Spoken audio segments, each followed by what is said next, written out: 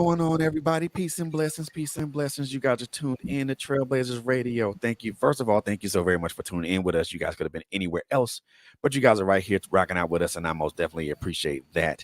More importantly, you guys are tuned into the Arthur's Alley, and we got a great show for you guys tonight, man. As you saw on the video montage, this young lady I got right here doesn't need an introduction, but I'm surely going to give her the best one I can. But before we do that, do want to get some some house cleaning out of the way really, really quickly, first and foremost. So, as always, continue to like us and follow us on Facebook, Instagram, and also on LinkedIn. Um, Also, check out our YouTube page to where this particular interview is being live streamed right now. So if you are interested in watching something or watching it on YouTube, you most definitely can do that. So it is live streaming right now. Also, I really want to just kind of just address this really, really quickly. Um, have a good friend of mine, uh, someone I've known for quite some time. His name is Larry D. Edwards. He lost his mother a couple of days ago, so we want to continue to keep him in our thoughts and prayers um, as he continues to move forward in this difficult time. Also, I want to just keep giving sincere prayers and of hope and healing to my brother Terrence James, and also his wife Keeley James, as Keeley lost her brother um, last week, and we actually laid him to rest Sunday. So I want to give continued prayers and thoughts to my brother and my sister-in-law. Yes. You guys are in my thoughts and in my prayers.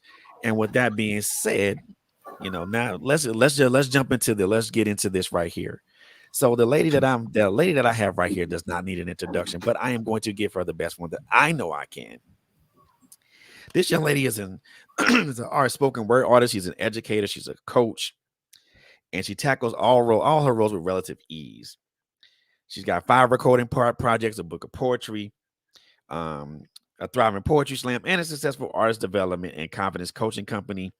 She is showing no signs of slowing down at any time soon. So, ladies and gentlemen, boys and girls, friends and countrymen, I want to introduce to you Miss Kimberly DuWaup Bolden.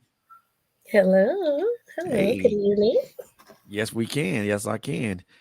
How are you? I'm doing well. I'm still on a cloud, still on a cloud from the big birthday and release weekend last weekend. So I'm feeling great.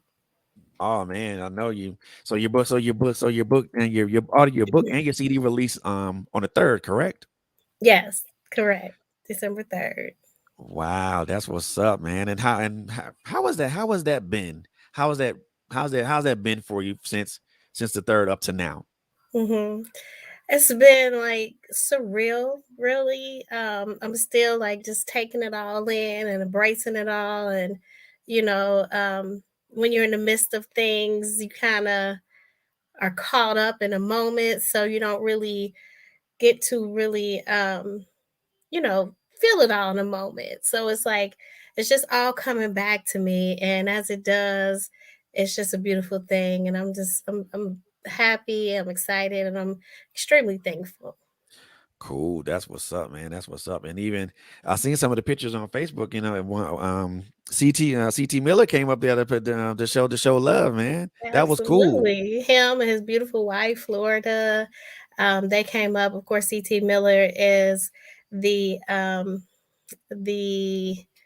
what do you call it? The head editor, lead editor for his Sugar Sugar Publishing, who is an independent publishing company for my book, and also Righteous One, who is the executive over at Thunderground Production, whose label I'm on, who produced the whole soundtrack.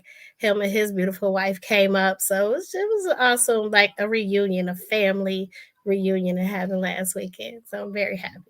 That's what's up, man. I saw those pictures on Facebook. I'm like, wow, he came all the way from Texas to From come up to Cincy. Texas, They paid you to pay to know? show love, man. That's what's up. I love that, man. I Yes, really do. yes. And Righteous One came up from St. Louis, so both of Oh them wow, are. from his okay, so he came from Mizzo. So wow, that's what's up, man. That is what's up. To have folks that really care about you, and they come up and show love to you and show appreciation to you, and then they come up and they show up and show out for you. Mhm. Man, that is priceless to me. That is It very, really very is. priceless. I It love it. really I is. love it. I love it. I love it. So, well, so first and foremost, I want to give you a big, big congratulations on your release of your book, Sincerely Doo-Wop, and also your the soundtrack as well. So a big, big congratulations to you on that. Thank you so much. You're most welcome. You are very most welcome. So, who is so let's just do this.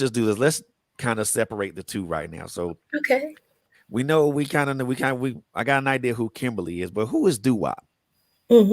So, doo-wop is an artist, a creative.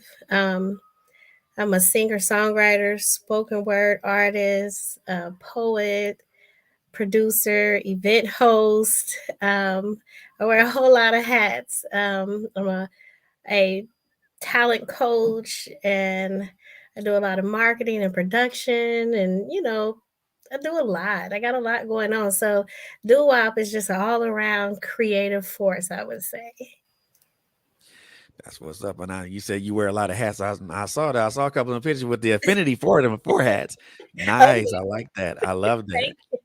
thank I love that.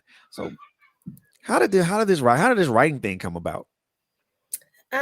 so I've been writing and performing as a spoken word artist for just about 20 years now.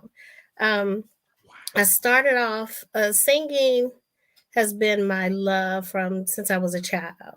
And I started off singing, writing lyrics and songs and performing with a group that is from here, which is they're called the Watusi tribe. My cousin Vibe One is one of the founding members of the group, and so he pulled me in to come in and do some features on some of their songs, to start performing with them and traveling and touring with them. And in the midst of singing and performing, I got the opportunity to share some of my poetry. Mm, And it was a new endeavor. This was probably like around 2002. So it was a new endeavor for me. I had just started writing poetry, and it was really just a form of just self expression and just kind of releasing some of the things that just things I was going through that I felt, mm, some of the self discovery that was happening at the time. And so an opportunity came about for a show that included some spoken word. So he said, come on, cuz, and actually I performed the first time ever as a spoken word artist in Atlanta, Georgia. So they were going there for a show. They invited me to tag along. I got on stage, and I just really loved it. And so from there, I really started focusing more of my writing on the performance aspect, the spoken word aspect, and really getting involved into that. So I started performing and hosting artist showcase events and things like that, and just pulling in other artists and really being able to feature and focus on them.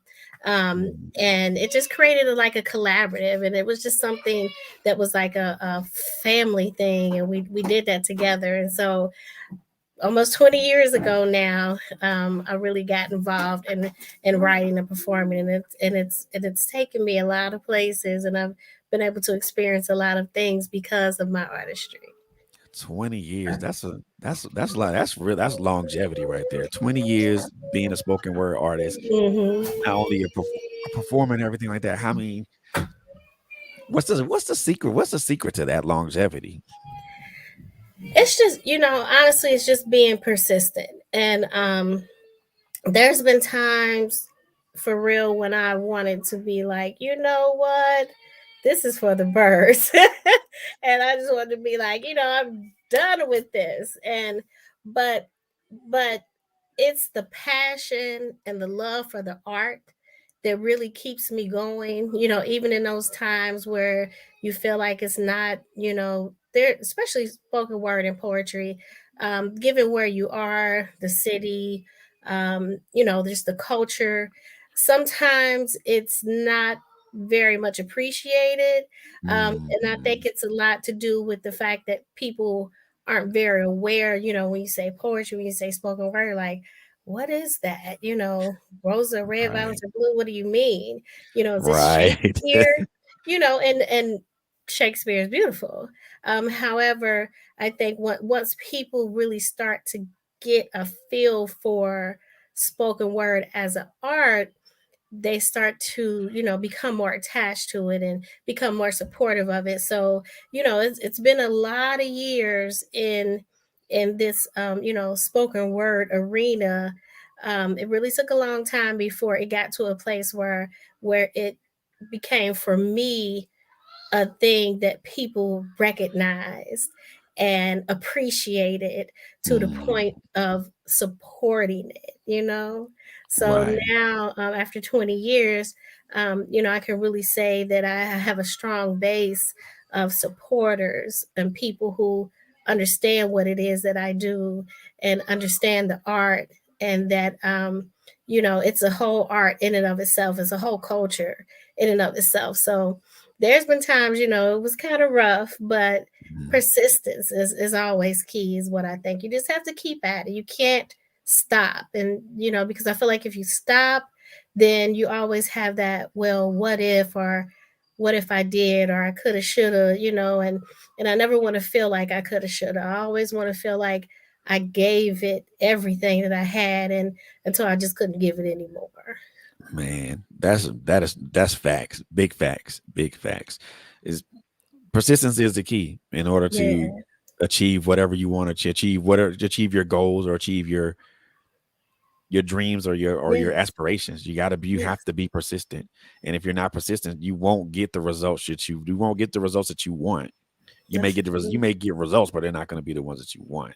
That's right. And 20 years of persistence, and then all that persistence is showing off. It's finally begin. I won't even say finally begin to showing off, but it's show. When you do things, the results show up in one way or another, or Yeah. some way, either organically or non-organically. But then Hmm. when you start seeing the real fruits of your labor, it makes everything. It makes all those years of toil and torment so much better. It does. And 20 years is a long time to be 20 years is a long time to be doing this at a high level, at a high level that you're doing it as. Hmm. And and one thing that you mentioned, you said that like your city isn't really doesn't really not yet embracing spoken word like that, or is it are you or is the city beginning to do that Yes. now? Yes, they really are. And I'll say, like, back in 2018, I started what is called Cincinnati Poetry Slam.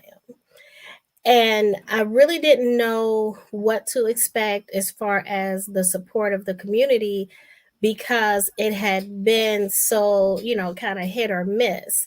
And Right. what I came to realize in the process of creating Cincinnati Poetry Slam and producing it is that there's certain things that people identify with.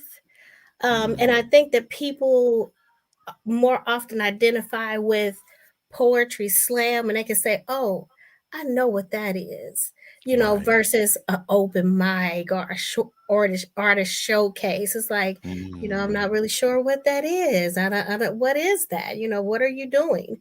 But when they can put their finger on something and know, like, for sure what that is, then they're more apt to embrace it. And so I went from, hosting open mics and artist showcases for years and years and years. And, sometimes we would, have a nice crowd. Most times it was, kind of light, but it, still good mm, energy, still good sets, but it wasn't like, the people, the masses were trying to, coming out and supporting. But right. once I put that poetry slam, title on it, I felt like people were able to identify. And so since they could, it was like, oh, I know what that is. And we went from, just a few regular supporters to totally selling out events, because Wow. people could relate. And I think that's Wow. what it is. You got to find something and some way to relate to the people for them to come out and support what you're doing. Wow, that and that's important. It really is, because for me, I always thought the mecca of like poetry slams and stuff like that was New York, because I Hmm. thought because most of the people that I know that are spoken word artists are from New York, and Okay. then maybe the one or two that I know that are here in Atlanta, my home state. I thought a lot of those cats were, my was were, from New York, and I'm like, then, you know, listening, seeing you, listening to you, also some other people from other places such as like Chicago. Um, there's this other gentleman that was another gentleman that I listened to today that was in Florida, and another gentleman that I listened to that's located in Anchorage, Alaska. I'm like, whoa, wait a minute, hold on. Hmm. This is more than just in one state. This is kind of like a nationwide thing. Yes.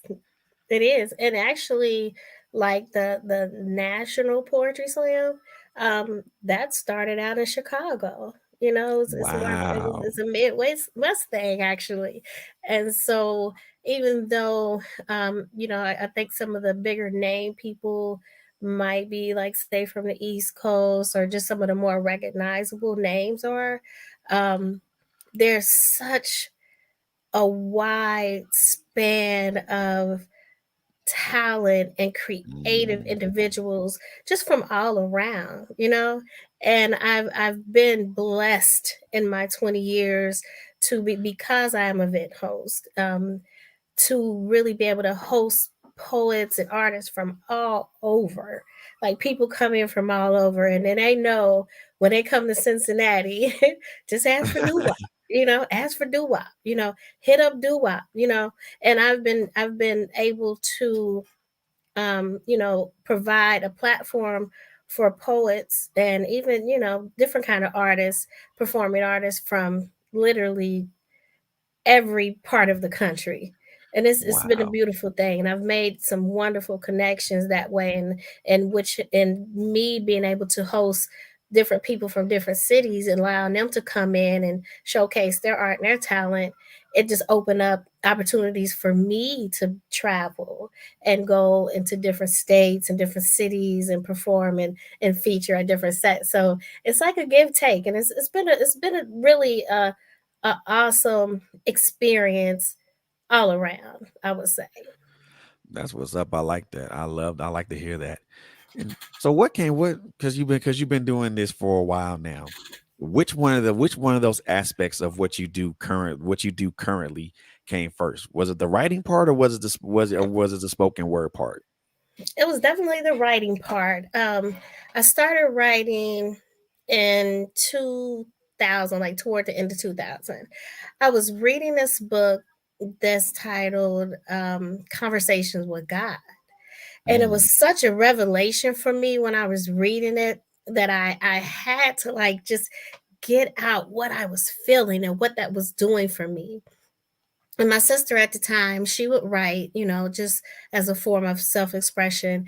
And so at that same time, she was had presented some of her poems to me, like, just asked me to read them and, tell me what, to her what I thought. And I was so inspired by the way that she was able to articulate what she was feeling and what she was going through, that I took that on as an opportunity for me to be able to do the same through this revelation that I was having. It was a major revelation that I was mm. having when I was reading this book called A Conversation with God. So that's really how it started. And that was like towards the end, maybe December or so of 2000. And it wasn't until like the end of 2002 before I ever even got on stage or presented any of my poetry in front of anyone. Wow. What was that first experience like, being on the stage for the first time, reciting something that you wrote? What was that experience like? It was it was kind of unnerving. It was because I felt the need definitely to memorize it. I just that's just I've always been a performer, and so I always felt like in a effort to perform my best, then I would need to memorize this poem so that my Mm, hands are free and my body's free, and I'm free to move and really give it everything that I have. And so I memorized the poem, and I went to a city where I knew really no one. It wasn't like I knew people who were going to be at this event other than the mm. people that I came with. And but just being able to do that and hear the responses and get the feedback from the people, it really was a motivating factor for me to continue with that aspect of being an artist or creative, and the performance part of it. It really helped me to really it inspired me to want to continue. So it was great, it really was. Besides being nervous, it's all Yeah, besides being nervous. besides being nervous, I think I was like the first few lines, and you catch your breath, and then you're able to like kind of just dig in. So it was okay. That's it. That is it. That is it. That I love that, man. I really do love that. So, besides, your first, you after you have your first performance up under your belt, now I'm pretty sure now that doing this comes extremely easy now. Hmm. As far as like, you can get up on the stage and just you already know where you are. You can command the stage and everything like that, and you can move the crowd with words. You know, what is that experience like now? Now that you've done this for a while, and now that you know that you have that power for your words to be commanding and you can command the stage. What is that experience like for you now from when you started to now? Hmm. Hmm. It's very empowering to know that your words, your thoughts, the things that you create, and the words that you put together have the power to affect people in the way that they do. I still get nervous, even after all this time. I'm still nervous, especially just depending on the situation or the venue or the set that I'm in. It's still some nerves there, and Right. so I still have to take that opportunity before I hit the stage to take some deep breaths, just to calm myself, center myself, and get into that place. And even sometimes still, once I start the poem, you can kind of hear a little nerve at first. You can kind of hear Right. that the breath isn't as strong as it is by the time I end the poem. So Right. I just happened to be in a workshop with Ed Mabry the other day, and we were talking about performance and things. And I was brought up to him, the fact that I still, even after all this time, get nervous, and what are some tips that he has for that? And he said, "Listen, if you're not still getting nervous, then you might want to reconsider what you're doing. That means you don't Oh even care man. For anymore." real, for real. Yeah, he said that means you don't care anymore, and I received that. I received that because I do care. I care a lot, and I think probably even more now. Um, I care even more so now about how what I say is received, and what I say, and that it is received in love, and um kindness, more so, because I'm telling you what, I used to be straight no chaser, like just Man. straight no chaser, and there's room for that. There's room for Right. that. But now I've learned and I've grown as a person, as a woman, and definitely as an artist, and I've learned how to relay what it is that I have to say um, to in a way that can be received without um, cutting people, as my bestie Laura Wise would say. I was ready to get cut, but it's a Truth growth hurts process. sometimes. Sometimes you need to cut. Yeah. Sometimes you need to cut, but most time, it's just people are more apt to receive things when you deliver them with love and kindness. That's how I Yeah. feel. Because some people are not. Some people will look at it and be like, what is she saying? Why did she say that? That hurt Yeah, my why is she so feelings. mean, so bitter, so you know? But I mean, but every spoken word performance that I've been to, You know, there have been some performers who are very nice, but I won't say nice, but they were very subtle with their Mm-hmm. words. And then you have some that are very that project power with their words. Yes. You know, certain words they emphasize on, and then certain words they don't emphasize on. So you tell the difference between what's intense and what is not intense. And from what I've learned, it's purely based off Mm-hmm. the emotion of the words that they're speaking, the emotion that they feel while they're speaking it. Right. And I've heard one young lady, she was speaking her poem the whole while she was crying, but I mean no one everybody saw the tears flow from her eyes, but no one picked up that her voice was shaking and things of that nature. Like, Mm-hmm. so it's powerful, and it can be something that can bring about a lot of positive and negative feelings at the same time. But I think from what you mentioned earlier, is something that can help bring about change as well. It's Absolutely. just it's just how people receive it. Some Yeah. people will get cut, and that's fine. And that's I fine. mean, You know. sorry, not sorry, but Right.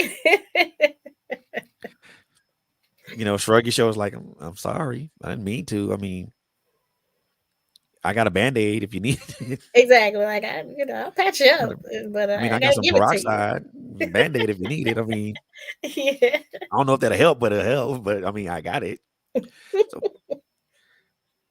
besides the emotion of what you do and what those individuals who are of your ilk do, what makes spoken word different from any type of other performance, whether it's a singing performance or whether it's a rapping performance? What makes it different? Hmm.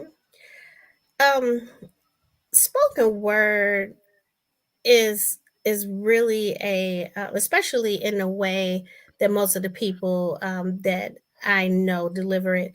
It's really a free form type of art, to where there's not as many restrictions or limitations to how you write or how you present. And I mean that, like, as far as when you're dealing with songs, you have your you have your course, you have your you Yeah, have, like, man. you got 16 bars here, you got 8 bars here, and then you have your break, and then it's a structure, you know what I'm saying? And it's more of a, Right. a structured thing, to where spoken word and is is more free, and you're able to manipulate it and maneuver it in the way that you feel, without being so restricted by process, or how things are supposed to line up, or how things are supposed to be. And Mm, even more so than writing, like poetry. When you're writing poetry and you're using particular styles of poetry, there's certain formats that you use, that you go by. But when you're dealing with spoken word, it's really a free form type of art, is what I would say is the major difference between that and most other art forms. so the boxes get thrown out the window. Yeah. Unless you're dealing with slam, then you still, you got your time frames that you gotta, consider, and things like that. But overall, spoken word as an art, yeah, the boxes, you step They're on in. They're outside of already there. Yeah. do present how you want to. And I Hmm. and I and I would think the one restriction would probably be as long as it's respectable to the individuals that are listening to it. I Yes. would I would that I think that would be something that's automatically assumed and understood. Automatically, and that's just that comes along with knowing your audience, knowing who you're speaking to, who you're performing before, and what is acceptable or not in that arena, because it Mhm. just depends on where you are. You can be in different places, and the same poem that you might deliver in one place, you might consider not delivering it in another place, or Mm-hmm. maybe even switching up your style or changing it, maybe changing it a little to Right. adapt, to adapt to the environment that you're in. But you definitely have to know your environment when it Right. comes to what you're going to present and what you're going to say and even how you're going to say it. Yeah. Yeah. And I look at it like, it's akin to, I know for some people, for some of us, I kind of compare it to, emceeing, because you still have that, you have flow, you have breath control, you have to make sure that you're on time when you're speaking. And really the beat is the imaginary thing that you listen to in your head. Yeah. And that controls the cadence of how you talk. Oh So I yeah. so I kind of compare it to that in a way, but it's like, again, like you said, it's not so tightly wound, not so tightly contained. And there is if there's a rhythm to poetry and to spoken word, that relates and correlates um, to music, even, and I think that a lot of times we can consider that a lot of the songs that we hear and the lyrics that go along with those, that's poetry. It's True. just beautiful. It's True. poetry. And True. it's just written in a particular style or manner, but the words and the lyrics in and of themselves are poetry. And I believe that that's where most of the songwriting, even starts. Is where it Right. begins. Right. So what's better to you? Spoken word with or without music? I I love spoken word to music. Like I think that it just adds another layer um to it. However, I'm totally good with spoken word without music. And the reason why I say that is because sometimes, and even like what with the soundtrack, sincerely do up the soundtrack. There are some pieces on the soundtrack that I decided to leave a cappella with no, music accompaniment.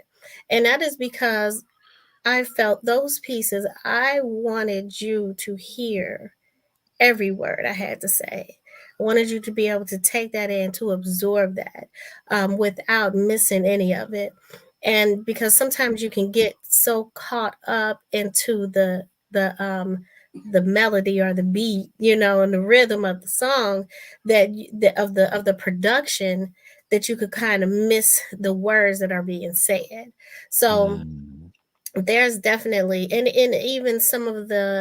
um even some of the tracks that are the poems that I have to music on the soundtrack, when I perform them without the music because I want you to hear the words. The words are that important, especially just depending on the environment that I'm in or the space that I might be in personally. right. I might perform them without the music. However, I might perform them with the music. It just depends on what the event is, and the vibe or the feel of the show and the atmosphere. If it's more of a groove thing going on, let's groove, let's get this music popping. But if it's more of a kind of relaxed environment where people are there and really sharing some of their innermost thoughts and feelings, and it's that kind of atmosphere where it's more laid back, loungy type style, then I might just deliver it without the music behind it. But most of what I deliver does not have music. And that's been over the years, although I've had many music productions, music um projects, I would say. Projects. Got you. I Yeah. got you. So, and like I said, you've been, and I have to keep coming back to the point of you've been doing this for a while, for a long time, Hmm. for 20 years. Hmm. And you've been doing it at the level that you've been doing it on. And for me, that's such a high level. From poetry slams to performing in other cities, across the nation. You know, what is the and this is something I ask myself even as a writer myself. Mhm. What is the key thing that continuously influences you to write? For a long time, for a lot of years, um, I was motivated by the things that move me emotionally. Mm, So, the things that made me happy, the things that made me sad, the things that made me angry or upset, those things, love, those outside forces that kind of that you just you take on, you say, oh, let me write about that, or different things that you see happening in the world and society. It's like, oh, let me write about that. And for a lot of years, that those were the things that really pushed my pen, that motivated me to write. And it's just been recently, within the past few years, that I've been able to focus in more on um writing from being in just being inspired by the art itself, just allowing the art itself and just allowing myself to be a writer and ah, not be a thing that is a uh, response to something all the time, got you. you know. And so I've been involved. I've been involving myself with being a part of more workshops and just being around more people who can help me to kind of dig in and hone in on the writing, writing for because I'm a writer, and not always writing because something has affected me in a certain kind of way. So Mm, got you. I got you. So that's the main driving force right now. So yeah. sincerely do wop. Hmm. Let's talk about that for a little bit. What is it? Well, first of all, you got it's an audio CD, number one, first and Hmm. foremost. Yeah. And then it's a book. Now, Yeah. what is that about? I mean, the title Sincerely Do Wop caught me from square one. Okay. I was like, "What is this a letter to somebody, or is it a letter to maybe what she loves to do?" So I was trying to figure that out. Hmm. Hmm. So yeah, it really is. It's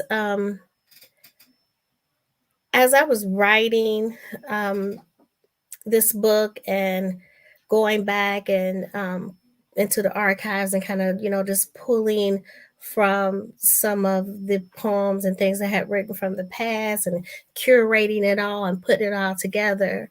I really it was a journey. It was a journey of self discovery, which I didn't go into this feeling like, oh, let me write this book, and in the midst of it I'm going to be able to discover these things about myself that I either didn't know or hadn't really focused in on or hadn't really considered before. But it Mm, was such a journey of self discovery that I wanted to relay to the people I know, the people I love, and the people that I have never met before in my life. I just wanted to relay to them the deepest, most sincerest,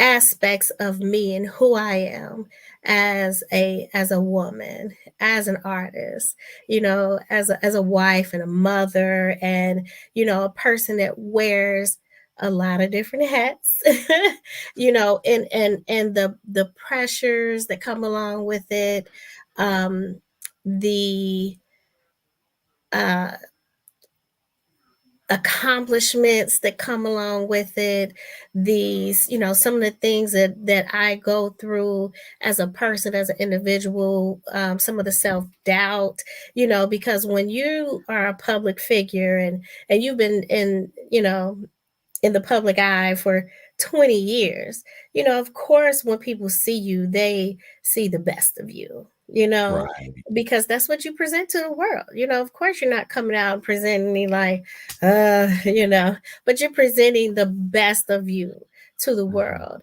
And so I wanted to relay in this that even there's things about me that I know that are about most people that um aren't the best. And sometimes those are things that you feel like um, you're dealing with on your own, or you're alone and nobody really get it or understand. So I wanted people to be able to read this book, to relate to it on a personal level, whether they knew me or not, and to be able to walk away from it feeling empowered to, first of all, go into a place for themselves to where they are willing to be real, to be honest, and to Mhm. grow, and allow that to be like that platform to where growth can happen and they can expand because they have actually considered things about themselves that a lot of times people really don't consider, or if they do, they definitely don't share it with the world.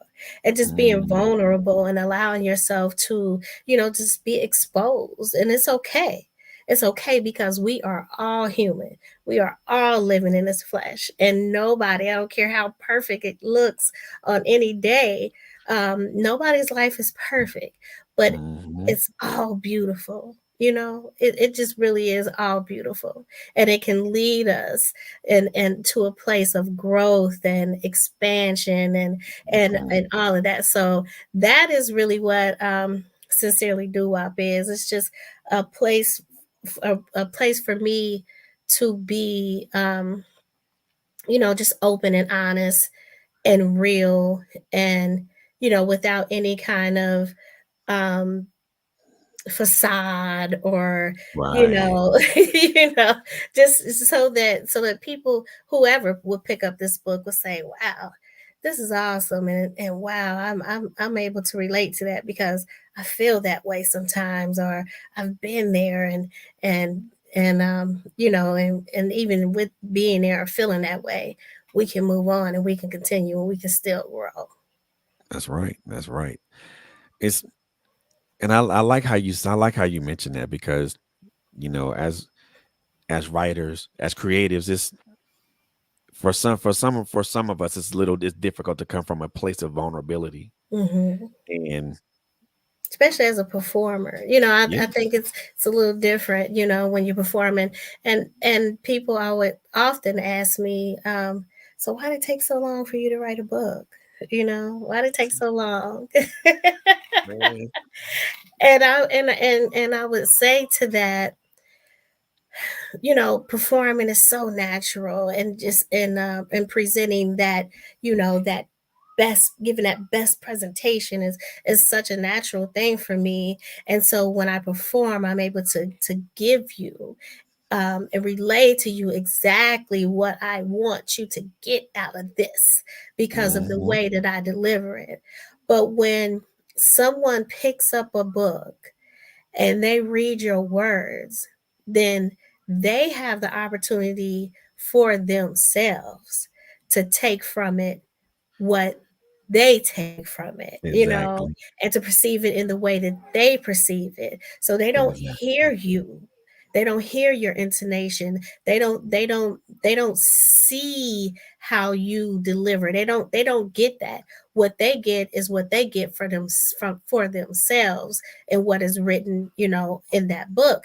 And so that was one of the things that was hard. It was always harder for me to say, here, read this, than it was to say, watch this, watch me do this. So it right. show you how I do this. But to give that was that's a very vulnerable space to be in. Just allow somebody to pick up your work and your art and to perceive it and translate it in their own in their own mind, in their own space, in their own voice, and to do that. So Mhm. that was a little hard for me to be able to do that, but I'm so glad that I did. And it is difficult to come from that space, especially because remember, like you said, it's you're coming from a place of you're a performer, and it's easier for you to come out and perform and say, "Hey, instead of me giving this book to you, just you can listen to what I've written, Hmm. listen to what I've already written," and that's easier for you. That's easier for you to do because you've done it for so long, and Yes. then to come from a place of complete vulnerability to write something down and then to have it be as sincere as it is, that's a lot. It's a lot, and It's a and it lot. really shows a lot for a lot of people because when you and I guess I can say this for myself as being someone who's written a couple of books and co-authored a couple of books and now writing a endeavoring on a book of poetry myself. It's really, really hard to come from that place of vulnerability because when you write from that place, it's like all your cards are on the table All of them. and everybody else's hand is hidden, but yours are right there, and everybody knows what hand you have. Yes. And you're like, well, they know what I got now. I have no choice but to play it, Mm-hmm. or better Mm-hmm. yet, write it out. And Yes. I think in most cases, I think in a lot of cases, what comes out of that is something that is extremely beautiful, but also very compelling. Mm-hmm. And it does drive folks to listen and hear and analyze. Now, I don't know about you, but when I write things, I like to impart lessons, little nuggets of lessons in what I write. You know, what lessons did you impart in your writing in this book? Mm-hmm. Um, some of the lessons definitely, um, to be thankful. Um, we have to be thankful for where we are, for what we have, and also to be. There's a poem in the book called "The Light," and so I always say it's a poem that it's in the section of the book that it's in is called Note to Self. So I say I wrote that poem to myself for myself because it sometimes we just have to remind ourselves that we are worthy and we Mhm. we are we do have something that is beneficial for the world, for people beyond and outside of ourselves, even. Um, and so, one of the lessons in that poem, I say just be courageous and audacious enough to risk eye rolls and low blows. Just get out there and just let your light shine all over everything and everybody, and just let it be.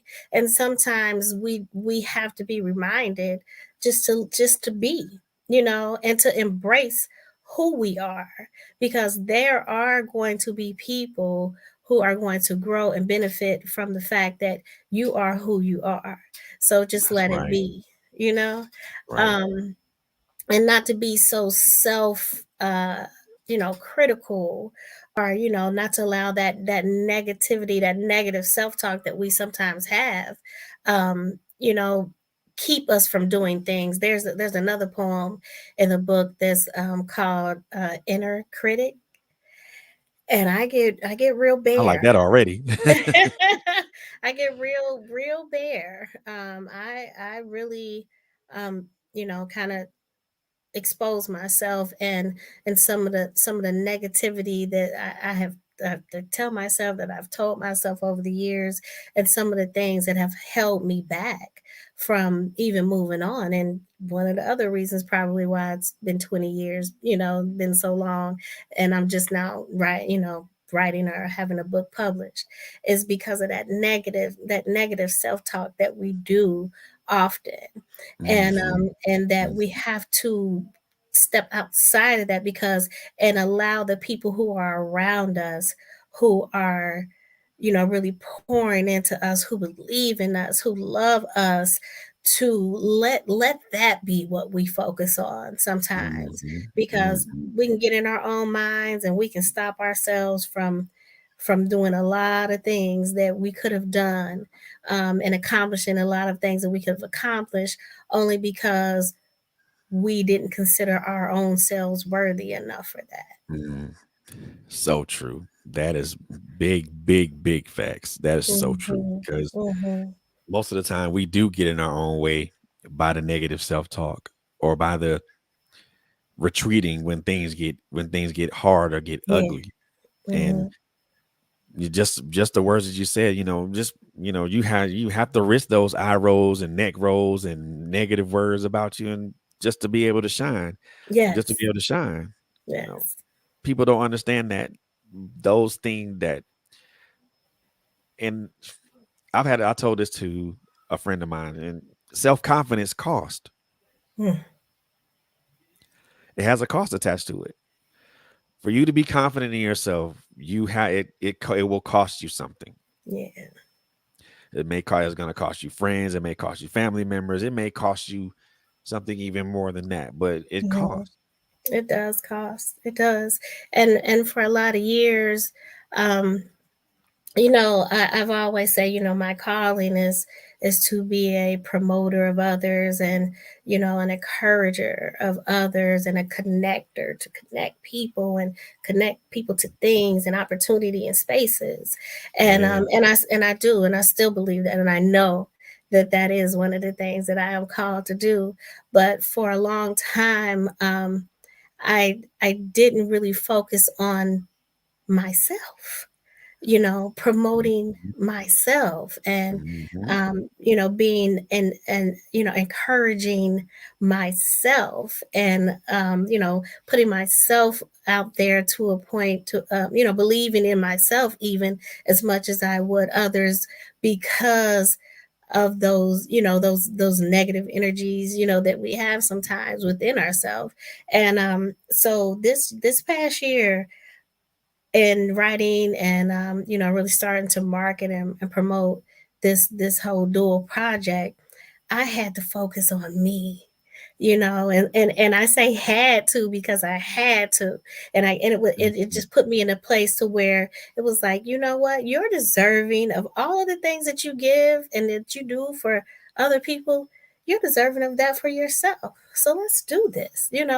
Let's do this. You got this. You can do it. And it Exactly. forced me to have to focus on doo-wop, because I spent a lot of years, and I don't regret any of the time or the energy that I've spent on other people, because it's been definitely a blessing for me in my life.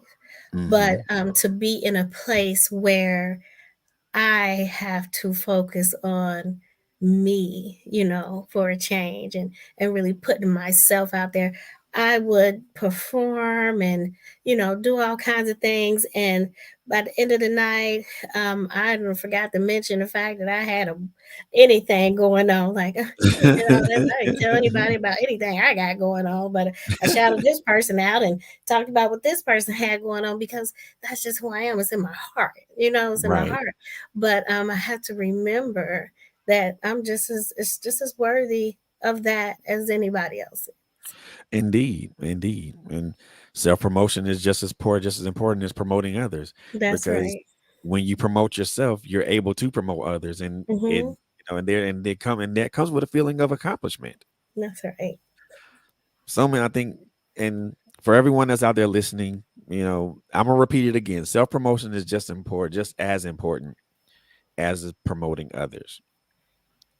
And I say that sincerely because when you when you promote yourself, when you talk positive affirmations to yourself, you're giving yourself that confidence booster to be able Hmm. to overcome whatever that is that's in front of you. When you do that, you're able to be an encourager or Mhm. or actually an enabler to tell somebody else that, hey, you can do this. If I can do it, you can do the same thing You too. got that right. Let me help you. So if you promote yourself, you're able to bring if you promote yourself and you look and you put your and you see yourself in a higher plane, you're able to help elevate someone else. That's right. And I don't know about anybody else, but I know when you elevate other people, it is such a good feeling It is. when you're able to pull somebody into your circle and present them to those people in your circle, and you take that step back and be like and watch them, watch them control, watch them just rule the roost and just shine. It's a good feeling. It really is. Mhm. And I love that. And I love that part. I love that part about you, because you want other people to shine. That's Yes. you sometimes you say, well, no, let me just pull back a little bit. This is about you. You got this. And a lot of people such as yourself, their whole life journey, their whole life passion is just to put people in front in the forefront just so they Mhm. can shine. Mhm. And you don't look at it as a personal cost that you don't shine. It's just you get the glory out of watching that person develop and grow. Yes. Yes. Absolutely. And that is something that I most definitely love and respect about you, because there's a shortage of those type of people. It really is. There's a shortage of those type of people. Now there's some people there. I have people like that in my own personal circle. However, but in general, there's a shortage of those type of people. You Mhm. know, I truly believe we need more people like that in this world, especially in the times that we're living in right now. Yes. We do you have to have those encouragers, those people that'll slowly but surely push you out there, or better yet, kind of just I compare it to, like, being taught how to swim, or better being taught how to swim. So you Mhm. start off in the shallow end, you learn how to move your arms and kick your feet and things of that nature. Slowly but surely, your instructor wades you out to the deeper waters, and then it gets to the point to where they let you go, and now all of a sudden you're swimming and it's no big, and you can do it now. Yeah. So Like so I second compare it to nature. that. Mhm. I do compare it to that. So with this audio CD, was this something that you had already had in your mind you were going to do, and how did that come about? Well, actually, so um the book came about first. CT Miller and I, we met actually through some church functions, through some of our feast events, and so there were some um, open mics that were happening, and Right. so that's how we met. And so in that, I had reached out, and I saw that he had some books, and so I reached out to him, and purchased some of his books, to support him, and actually, really thoroughly enjoy his writing. And so just in corresponding with him and saying, wow, this is amazing work, good job, brother. And he's Mhm. like, thank you. And how can I get your book? And I'm like, yeah, that part. I actually don't have a book. And he's like, But you're doo-wop. And I'm like, yeah, I know, but I don't have a book. But I don't have a book. And he's like, wow, okay, well, why not? And so it literally got us to that point in that conversation, and it made me have to really consider, why not? You know? And so, like, he just started asking some deep questions, like, what's holding you back, what's keeping you from it? I mean, what have you even considered it? And I'm like, well, so we started having having that conversation, and it really made me have to consider, why not? Why and why not? Why would I and why wouldn't I? And so, Right. and I had to come to grips with the fact that, for one, it was a little intimidating because um I I didn't know, really much of anything about publishing a book. or Right. even where to start, or how to even Mm. begin, and I needed a coach and I needed a mentor. And it was, I've always been the coach. I've always been the mentor. And I've Right. not really had that per se for myself in my life before, Mm. concerning my art.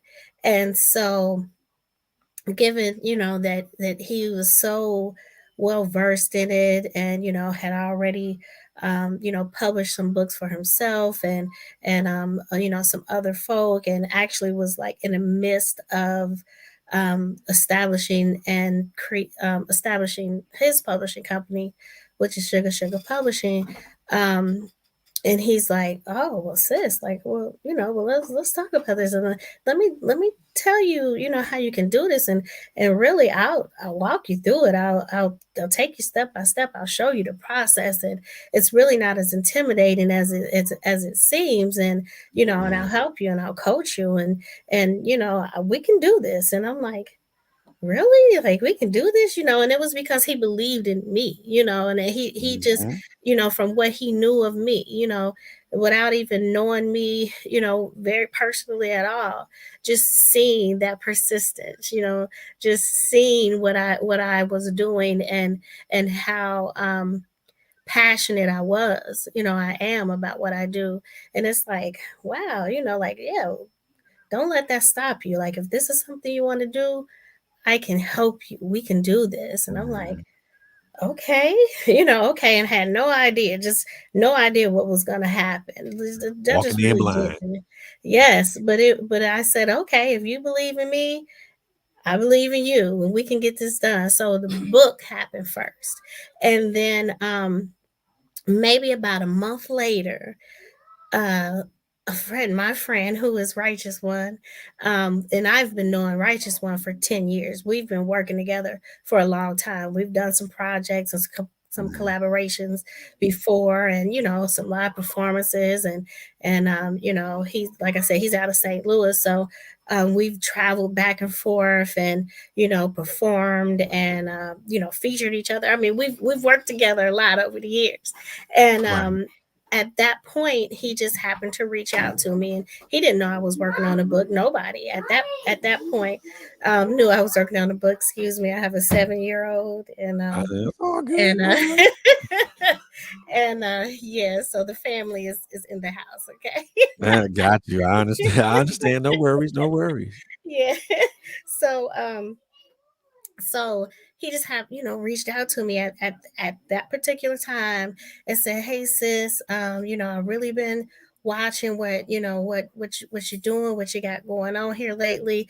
I see that you're like in this major like transition phase of your life, and things are changing, and I see the growth, and I would love for us to work together." And he said he had been producing some music, and he said, "I feel like I see where you are in your life. I see what you're producing as far as your poetry, and I think this production that I've been working on will just fit perfectly with where you are." And Mhm. knowing him, I trust. I know I trust him, and Right. and I know that he has always believed in me and saw something really special in me. And so I said, well, okay, well, let's do it. What I'm saying? Let's do it. And at Got the you. Got time when you. I agreed to start working on the music project with him, I hadn't in that moment said, well, I'm just gonna combine the two. Like, I was in my mind, I was gonna have this project over here and this project over here. But Right. as I started working and writing and curating, then I started listening to the production that he was sending me, and it was just matching up so perfectly with the poems that I had already written or curated, for the book. And it was just like, okay, Lord, like, this is the Lord, this is God, this is divine, this is a blessing. Oh And yes. if we're going to work on two projects, let's just make it a dual project, work on both of them. I mean, literally at the same time. Same Like, time. I worked on both of these projects at the Ooh. same time. And so I'm writing poetry, I'm in the studio, you know what I'm saying? I'm doing all this at the Mm. same time. And brother Carlos, Righteous One, neither one of them knew each other. One's in Texas, one's in St. Louis, know each other in totally different ways. But the way this came together, these projects came together. I mean, it was meant to be, Right. and it was just such a blessing. So I was able to work with both of them using the poetry from the book, and then even some of the production that Righteous One produced inspired some of the poetry. So some of those poems hadn't even been written until I heard that music, and I heard that music, and it's like, and the words just came and they just flowed. And so it just Mm. all came together so beautifully, and it's still right now today. It's just really blowing my mind that this really happened. And I like when I said, and I told my one of my best friends, Laura, like, okay, I'm gonna publish a book and you know Do this at the have same a time? yeah. And she's like, you are, and I'm like, yeah, I'm gonna do it. She's like, okay, Like, like, do alrighty you know then. what you're getting yourself into? And I didn't. And it's a good thing that I didn't, because I probably wouldn't. Probably I wouldn't have probably done it. wouldn't. I probably would be like, hold on, Righteous One. When I get done with this, then we can do that. But it was like, no, let's just do this and make it. And I've never heard of a soundtrack for a book before. But guess what? There's a soundtrack There is for my one. book. Man. I mean, and just to go into that boat, and it's a good thing you didn't know about didn't know where what you had jumped into, because had you done, like you said, had you known, you would have been like, wait a minute, Yes. hold on, I can't be doing this. I'm gonna be stretched thin as it is. Stretched thin, and the sacrifice and the commitment that it was going to take. It was a lot. It was a lot on me. It was a lot on my family, my friends, because it pulled me away. I mean, you can only imagine working on two Mm, major projects like this at the same time. And so it yeah, really did. It really did pull me. It pulled me, and I had to, right, I had to make up my mind that I was going to do it. I'm doing right, this, and I made up my mind, and I did it, and we did it together. man, And it's just been a blessing. The whole man. process has been a blessing.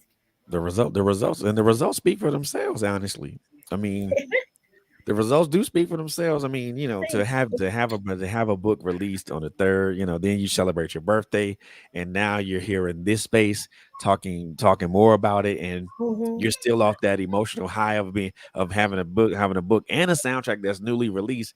Yeah, Yes. it pays off. I mean, and then on top of that, the love that you got from CT, and then Hmm. the person who produced your audio, man. Oh Hmm. man, come on. And then the love you got from the people in your own city. Yeah. Come on, that yeah, it paid off big time. Even It did. even though you shouldn't have jumped in there head first like that. I didn't know until I was in it. And I was like, "Oh, too late now." Exactly. You were already in the deep water. Like, well, I guess I better start treading water now. Yep, there we go. We got this. We got a project, and we knew when we wanted it out. And we had deadlines. We knew what we wanted. We worked really hard together, and it took a lot of time on my end. It took a lot of time on their end. They really poured a lot into me. They really did, and I'm forever grateful for that. That they even considered me enough, and believed in me enough to say, this sister got something, and together Exactly. we can really make this happen, and it be a win-win situation for everybody. Exactly. And that is the important part. You know, when everything comes together, it's beautiful. When all the pieces of the puzzle are finally put in that puzzle, it makes a beautiful picture. And your book, and then your audio, and your soundtrack are the result of that. That's that beautiful picture. Yes. Those are the things that's gonna show impact. And again, I mean, you mentioned that it was a bit of a taxing thing on you and your family. But I mean, honestly speaking, the results of this pretty much outweigh the sacrifices that were made. Mhm. Mhm. And I'm pretty s- and I'm pretty I won't say pretty sure. I am sure that, you know, your family were are extremely cognizant of those sacrifices, They are. They are. and they know what they mean. They know what those Mhm. sacrifices mean. Yeah. And they are, but they're also seeing the results of them. They are, and they're so proud. They're so proud of me. Um, uh, as you said, like CT was here over the weekend, and so we were all out having breakfast. My daughter, who I have a 25-year-old daughter, and so she was with us with CT and Florida, and so CT said, so what do you think about your mom? Being an author now, and she's like, "Hmm, you know, it's it's nothing new. It's no big deal." And I'm like, no big deal. And she's like, yeah. I mean, my mom was always doing big things. And I'm like, oh, okay. It just lets me know that, she's been proud of me, and what I've been doing for all of these years. So much so to the point it's like, yeah, this is just another major thing that she's done. He pretty much shrugged it off like, man, Like, this is typical of my mom. What yeah, do you mean? you must not know my mom. Exactly. Like, I've Yeah, been this is knowing my typical of mom all her. my life. She been about it.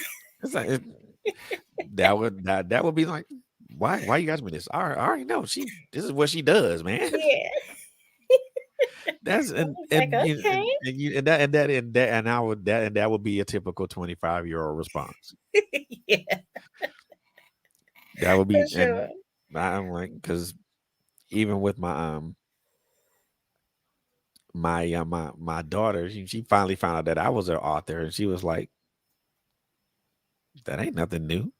I I we talked about this. Hmm. Where do you think I get it from? Yeah. Oh, I didn't know this. I mean, hey. And we had talked about this a lot because she wants to do sports. She wants to do sports journalism. I'm like, whoa, that's a big step there, kid. Hmm. You sure you want to do that? She just confidently answered yes. She's sure. She's sure. Yes, I was like, all right, go for it. I got your back, kiddo. I got your back. that's right. And it's important. I think and like I said, our children are like our biggest cheerleaders. Hmm. And we as parents, I mean, we don't always see them with the pom poms jumping around and stuff like that. But they support us in so many other ways, just besides you know, the jumping around with the pom poms. It's more of the moral support and the Hmm. emotional support. Hmm. And then the And then when you sacrifices that they're willing to, exactly. to take, for you to be able to do the things that you want to do. There's many late nights, early mornings. It's a lot of time that was spent, and they picked up my husband, my daughter. They really picked up and filled in where, in those places where, I couldn't be there and do the things, Right. and be as available as I had always been. But they just stepped right in and, handled things, and it made my life much easier as an artist for me to be able to focus in on what I'm doing so that I could meet these deadlines. um, Mhm. and could, really be able to produce quality work that was so very important to me. Indeed. Indeed. I love it. I love that. I love this so much. I'm so enjoying this conversation. You know, the one question it's usually ask one question to my guest, but for you, I'm gonna ask two questions. Okay. You know, so the first question I'm gonna ask you is I want to make sure I word this correctly.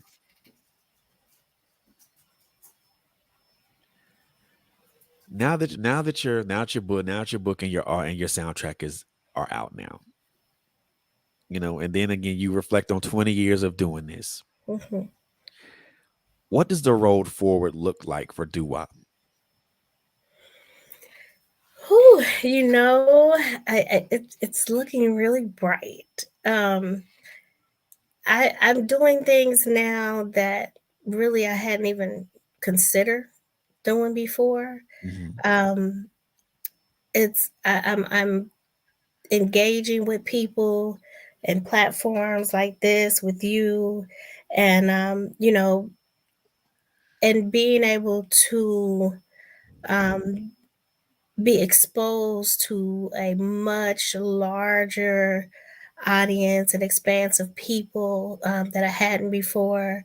There's opportunities that are coming um, that hadn't necessarily been there before, and on a different level, I would say, than it always had been before.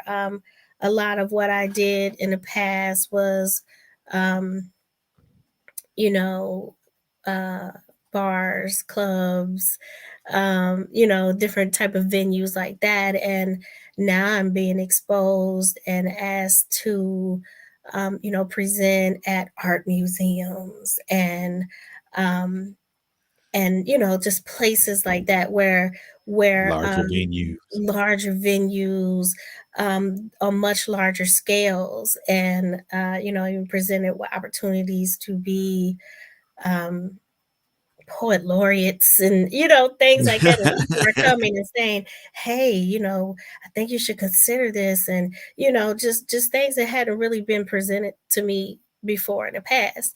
And I've gone out and I've traveled before and I've performed in different places, but now the opportunities are coming, not just to show up and be a part of the performance, but to be the performance, and to Ah, be the highlight of, very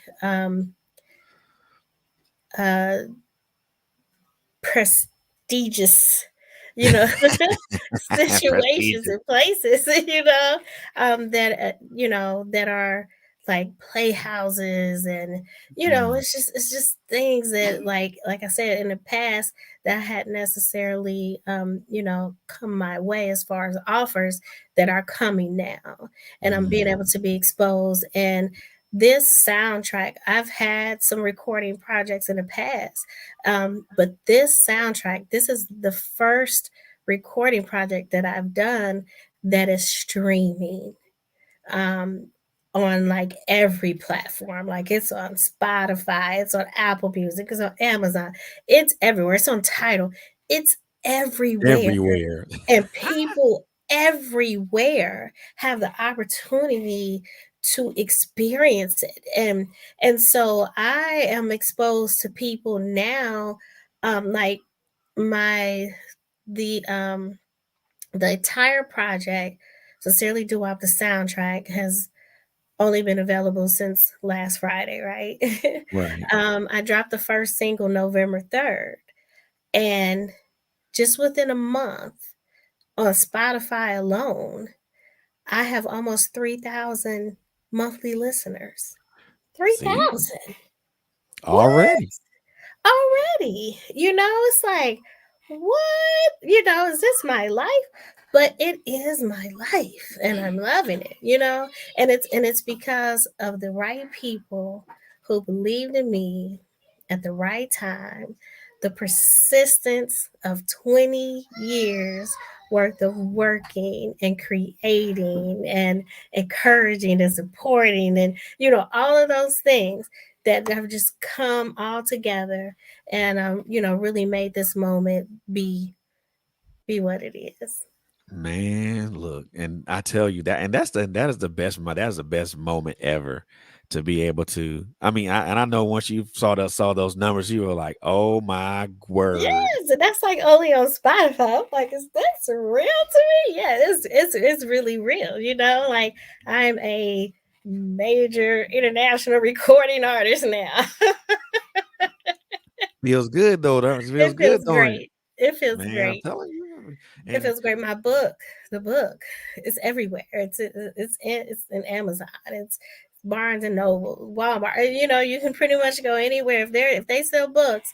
You can go on their it's there. website and you can find Sincerely DuWaup. You can find my book there. It's like, to go from being, feeling a little intimidated about even doing something like that to being in this space and having this team of people around me who know what they're doing so well that they are able to get you in the places of where you need to be to get you where you want to go. So it's a blessing. And it feels good. I mean, and you Feels and great. you really should, give yourself a hand and pat yourself on the back because that is the culmination of hard work and Yeah. dedication, not to mention, sacrifice on the account of, you know, your husband, your spouse, and your Hmm. kids, and also yourself. I mean, so that's a large accomplishment, and that's nothing to sleep on.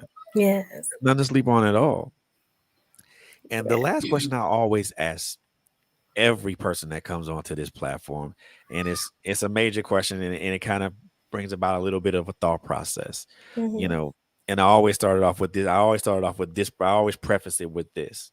We this life we live is a journey, but it's also a marathon, and each one of Hmm. us is in one of three stages.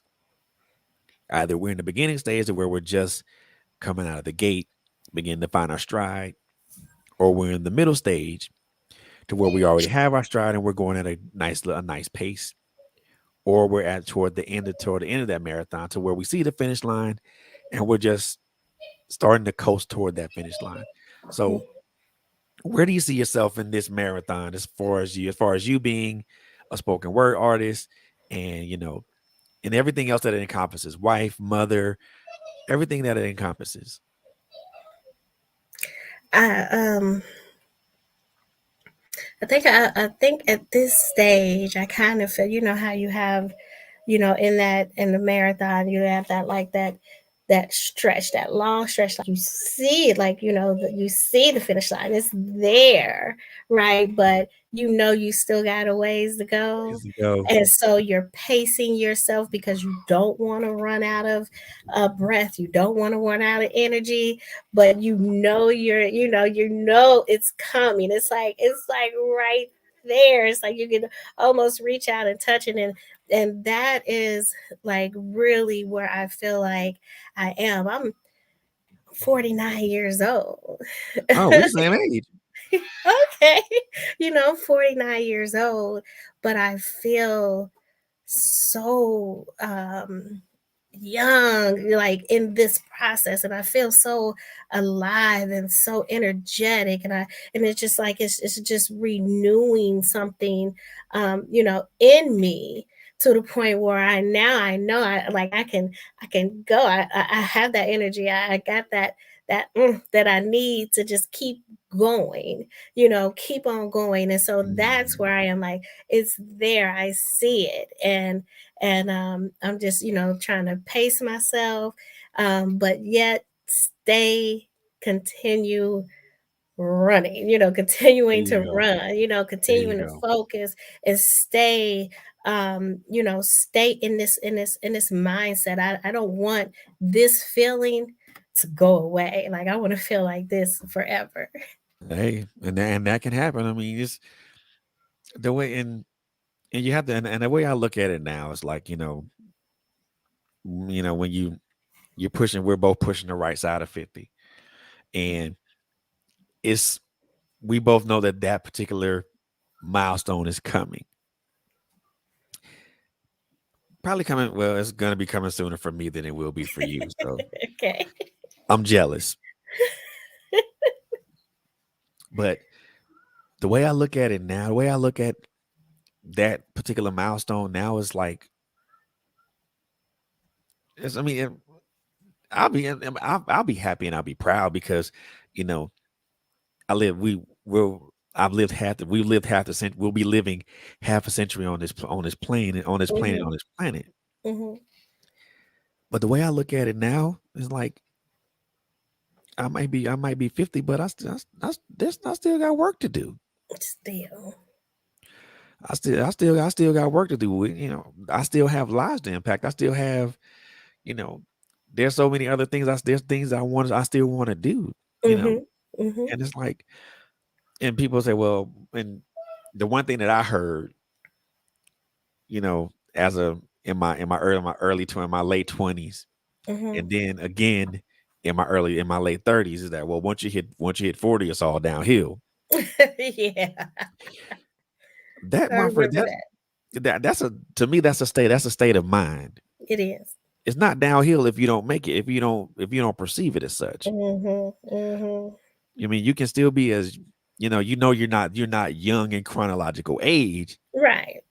but you can still be vivacious and uplifting and energetic as you were when you were in your 20s. You just now if you do that, it's you in for maybe a nice hot bath with some Epsom salt, some alcohol, and maybe a few extra hours of sleep. Right. But And it's then I think it depends on, definitely everything. Perception exactly is definitely a key to life as well, because it's how you perceive what does downhill mean for you. Because hey, downhill means that I can kind of put, coast, and yeah, I can, I'm not working as hard, you know what exactly. I'm saying? And so maybe that's a good thing, I and can it say don't I can take always the have to brakes be. off and go. Yeah, I just go, because we done set this thing up, and we done climbed that mountain, and we now we have gotten to a place to where, after all this time, after all this work, after all this persistence, that we are at a place to where, that machine is just now, it's just moving. It's just moving. Exactly. And now, it's a well-oiled machine, and now we can just kind of coast and let it flow. And so I'm Exactly. okay. I'm okay with that downhill. I'm all Exactly. right And with me too. I am too.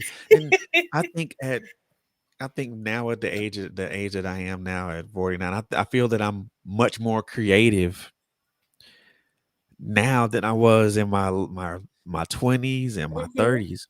Hmm. I feel like I'm much more You have so creative much now. more life and experience, so much more to even, when it comes to being creative. You're found, you have such a stronger foundation, and a place on which to, where you come from, to be able to relate and relay. You have so much more to talk about. Exactly. You got a lot more experience and more things under your belt now, and so much more life. And so Right. we've grown older, and hopefully not just older, but much wiser, and Exactly.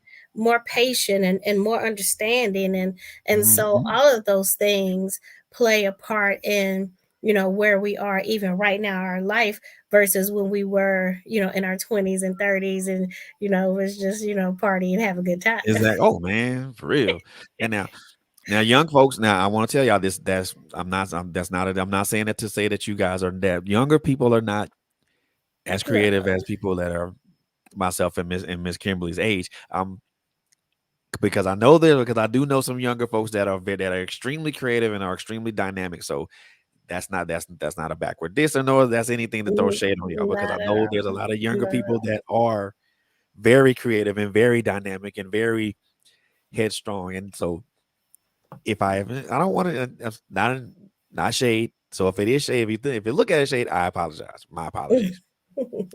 But No, it's but it's something to say, though, even, in a space that those awesome young creatives are in, for them to look forward to, to look forward to mhm, even more, growth, and just consider where you are now, just consider where you will be, something to look forward to.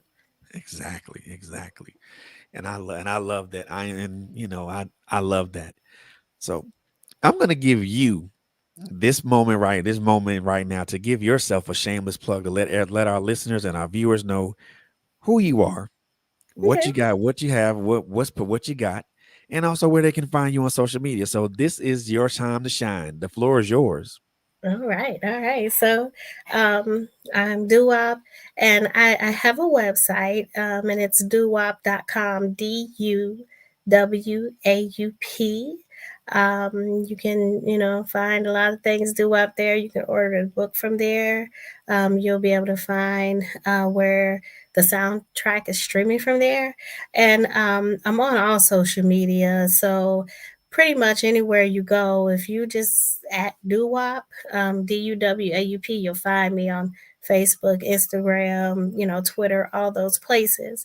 Um, and I would say the easiest way to connect with where I am, my social media platforms, the books, the music, all of that, is if you go to my link tree, which is linktree.com/ DuWaup, DuWaup.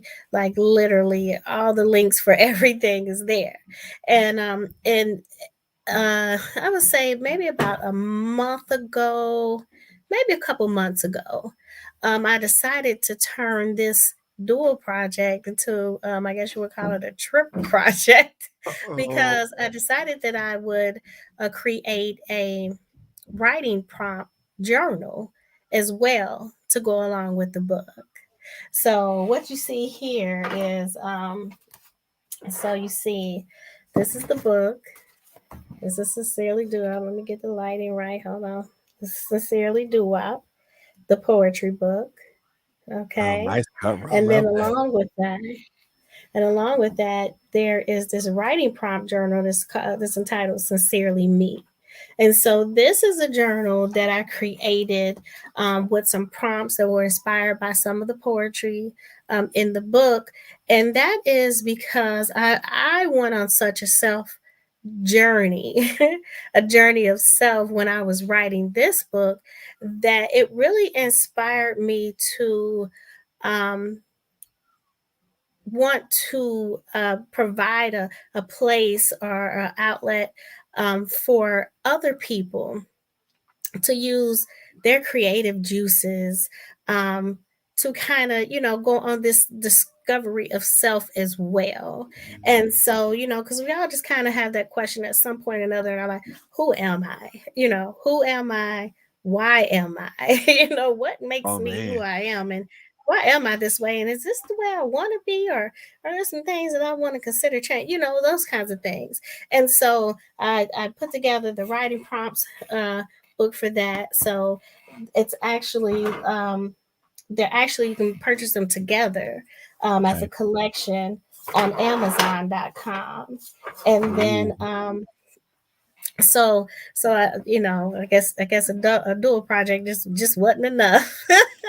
I had to add some, Had to dive back into the I had waters to one add more something time, didn't you?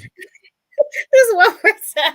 So I added something, and then another thing that I would say, along with being a poet and a writer, a singer, a songwriter, and all those good things creatively, um, I dabble a little bit with graphic design. I'm self taught, so I literally designed my cover.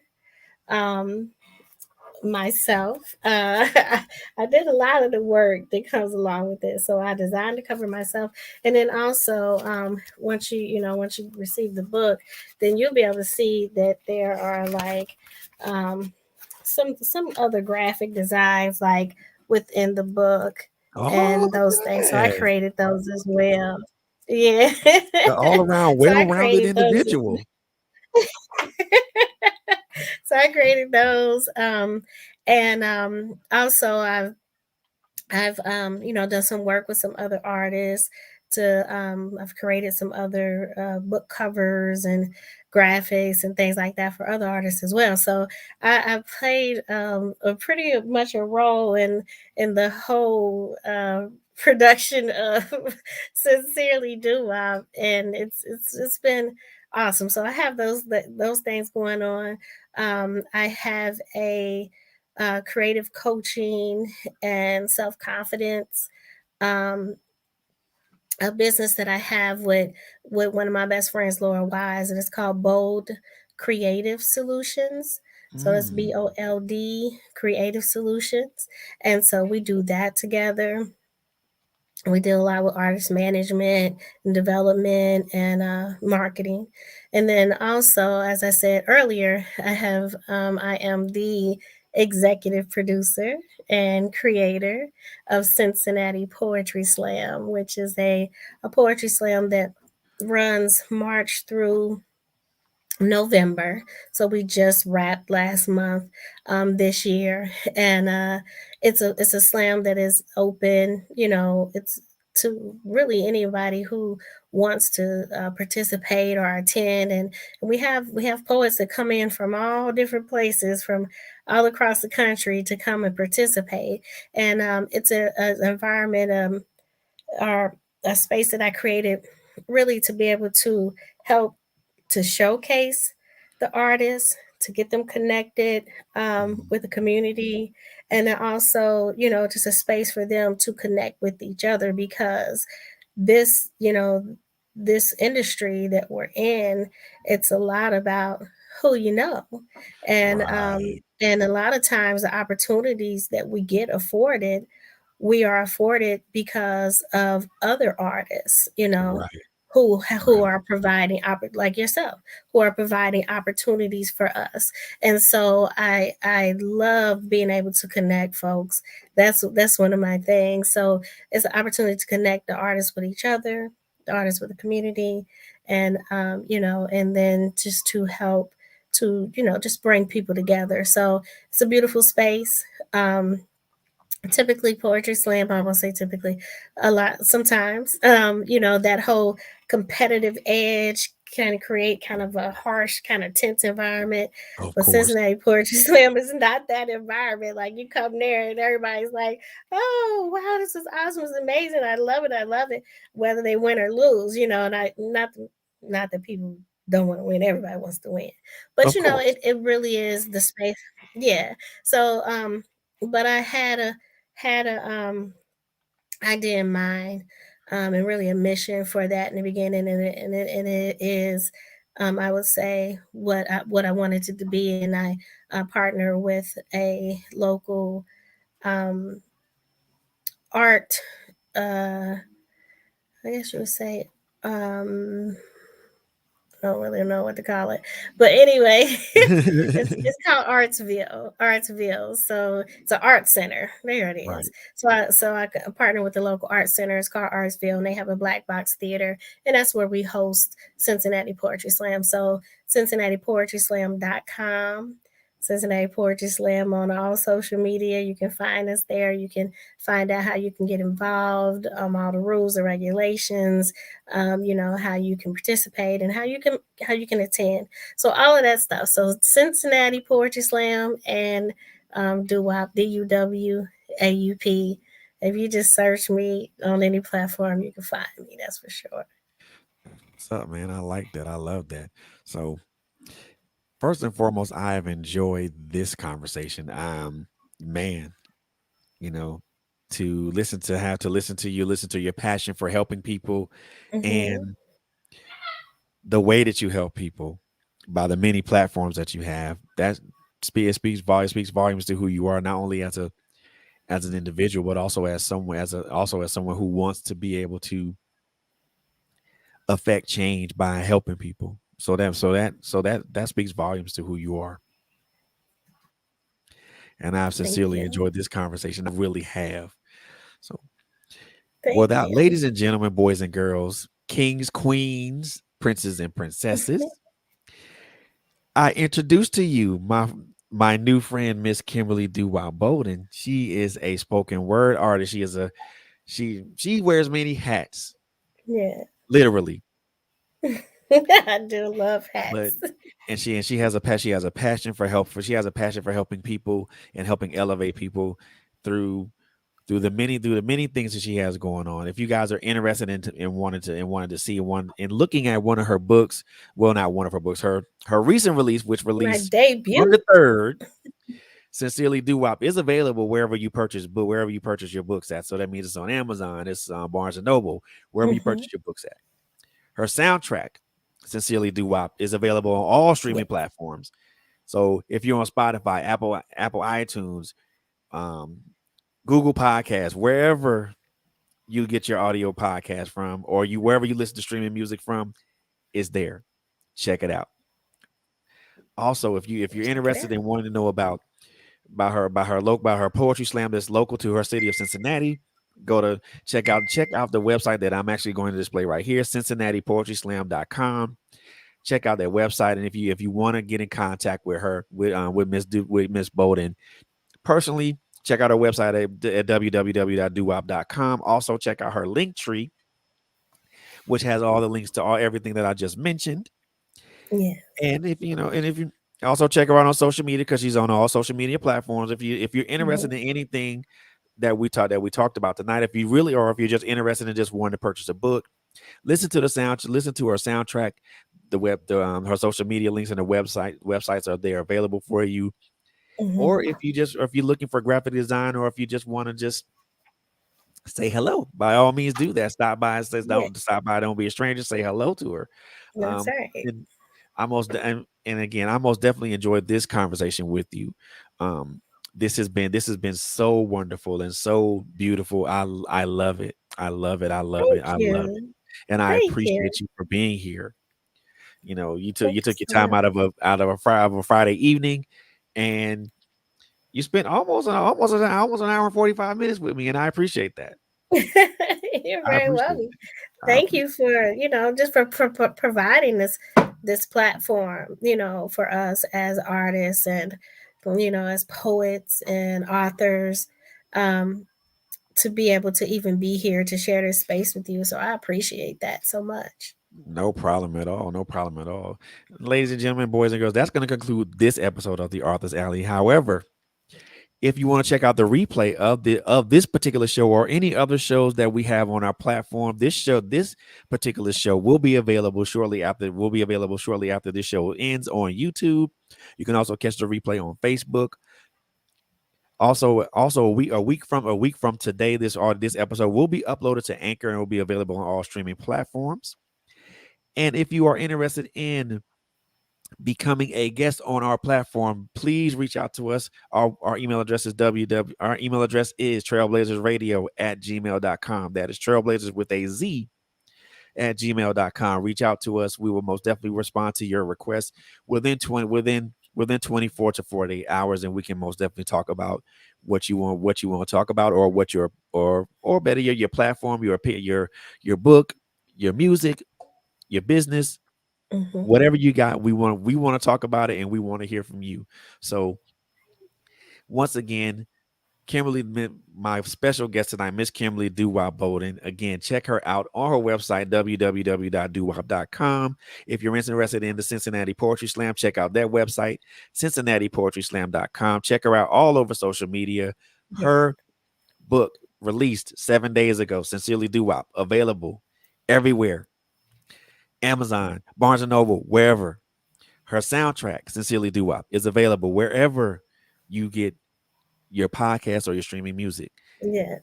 I highly suggest that you either purchase the book, or you listen to the soundtrack. I guarantee you will not be disappointed. That's right. Will not be disappointed.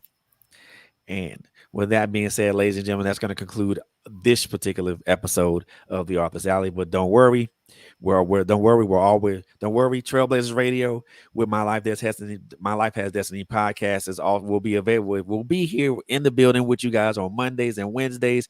Every Monday and Wednesday at 8 o'clock p.m. Eastern Standard Time. The Arthur's Alley also airs every Friday at 8 p.m. Eastern Standard Mm. Time. And last but most certainly not least, again, special thanks to my guest tonight. And last but most certainly not least, I want you guys, number one, to take care of each other. Number two, Mhm. to love on each other. And number three, always, always, no matter what you do, and no matter what you do, always go with God. You guys have been wonderful tonight. I enjoyed you. I enjoyed you guys tonight. See you guys again on the next episode. Thank you. You're welcome.